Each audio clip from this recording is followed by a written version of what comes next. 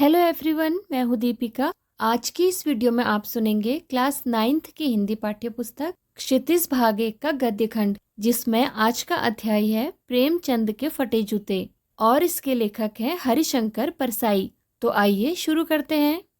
प्रेमचंद का एक चित्र मेरे सामने है। पत्नी के साथ फोटो खिंचा रहे हैं। सिर पर किसी मोटे कपड़े की टोपी, कुर्ता और धोती पहने हैं।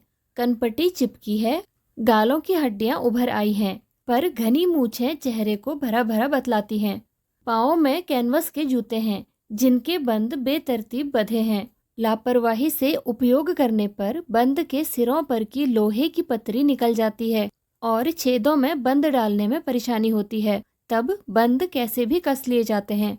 दाहिने पाँव का जूता ठीक है, मगर बाएं जूते में बड़ा छेद हो गया है, जिसमें से अंगुली बाहर निकल आई है।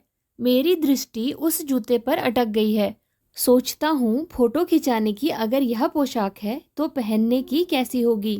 नहीं, इस आदमी की अलग अलग पोशाकें नहीं होंगी। इसमें पोशाकें बदलने का गुण नहीं है।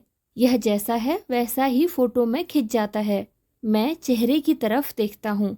क्या तुम्हें मालूम है मेरे साहित्यिक पुरखे कि तुम्हारा जूता फट गया है और अंगुली बाहर दिख रही है? क्या तुम्हें इसका जरा भी एहसास नहीं है? जरा लज्जा, संकोच या झेप नहीं है? क्या तुम इतना भी नहीं जानते कि धोती को थोड़ा नीचे खींच लेने से उंगली ढक सकती है? मगर फिर भी तुम्हारे चेहरे पर बड़ी बेपरवाही, बड़ा विश्वास है।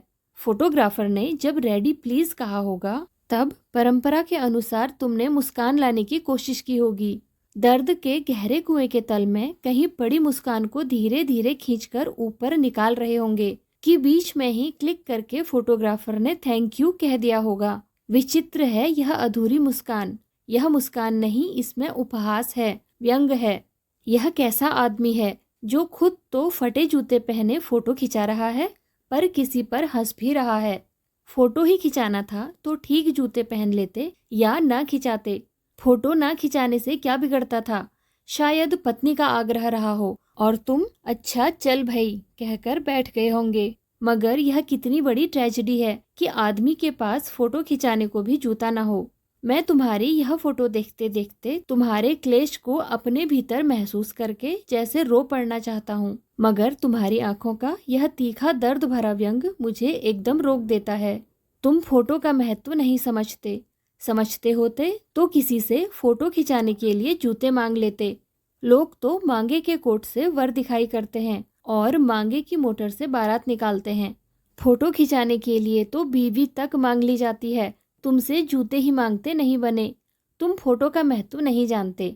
लोग तो इत्र चुपड़कर फोटो खिंचाते हैं जिससे फोटो में खुशबू आ जाए। गंदे से गंदे आदमी की फोटो भी खुशबू देती है। टोपी 8 आने में मिल जाती है और जूते उस जमाने में भी 5 रुपये से कम में क्या मिलते होंगे। जूता हमेशा टोपी से कीमती रहा है। अब तो जूते की कीमत और बढ़ गई है और एक जूते पर 2500 टोपियां न्यौछावर होती हैं। तुम भी जूते और टोपी के आनुपातिक मूल्य के मारे हुए थे। यह विडंबना मुझे इतनी तीव्रता से पहले कभी नहीं चुभी जितनी आज चुभ रही है जब मैं तुम्हारा फटा जूता देख रहा हूँ।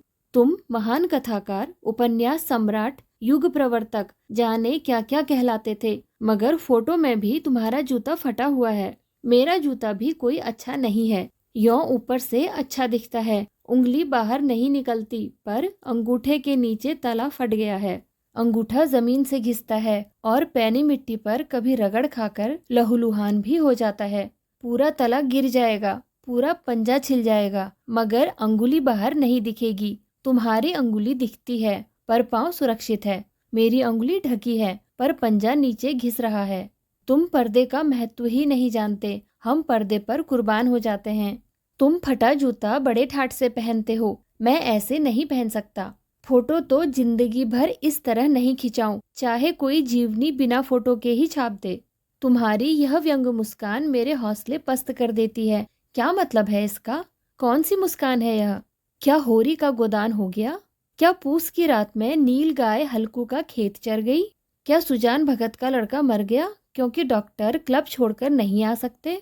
नहीं, मुझे लगता है माधो औरत के कफन के चंदे की शराब पी गया। वही मुस्कान मालूम होती है। मैं तुम्हारा जूता फिर देखता हूँ। कैसे फट गया यह मेरे जनता के लेखक? क्या बहुत चक्कर काटते रहे? क्या बनिए के तगादे से बचने के लिए मील 2 मील का चक्कर लगाकर घर लौटते रहे?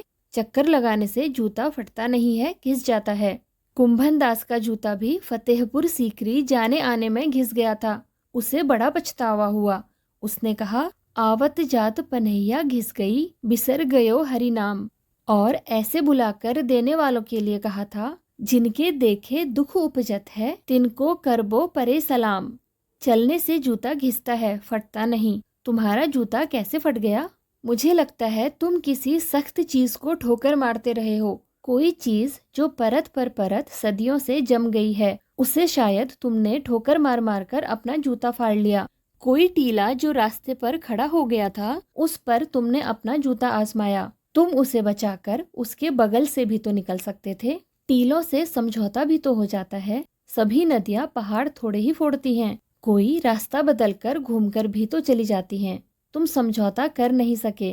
क्या तुम्हारी भी वही कमजोरी थी जो होरी को ले डूबी? वही नेम धर्म वाली कमजोरी? नेम धर्म उसकी भी जंजीर थी। मगर तुम जिस तरह मुस्कुरा रहे हो, उससे लगता है कि शायद नेम धर्म तुम्हारा बंधन नहीं था, तुम्हारी मुक्ति थी। तुम्हारी यह पाँव की उंगली मुझे संकेत करती सी लगती है। जिसे तुम घृणित समझते हो, उसकी तरफ हाथ की नहीं पाँव की उंगली से इशारा करते हो।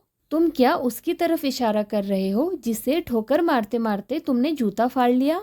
मैं समझता हूँ, तुम्हारी उंगली का इशारा भी समझता हूँ और यह व्यंग मुस्कान भी समझता हूँ। तुम मुझ पर या हम सभी पर हंस रहे हो, उन पर जो उंगली छुपाए और तलवा घिसाए चल रहे हैं, उन पर जो टीले को बरकाकर बाजू से निकल रहे हैं। तुम कह रहे हो, मैंने तो ठोकर मार मार कर जूता फाड़ लिया, उंगली बाहर निकल आई पर पाँव बच रहा और मैं चलता रहा। मगर तुम उंगली को ढांकने की चिंता में तलवों का नाश कर रहे हो। तुम चलोगे कैसे?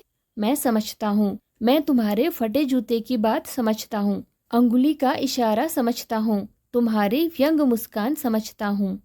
आज की इस वीडियो में बस इतना ही। वीडियो में अंत तक बने रहने के लिए आपका शुक्रिया। तो मिलते हैं अगली वीडियो में एक नए अध्याय के साथ। Thank you.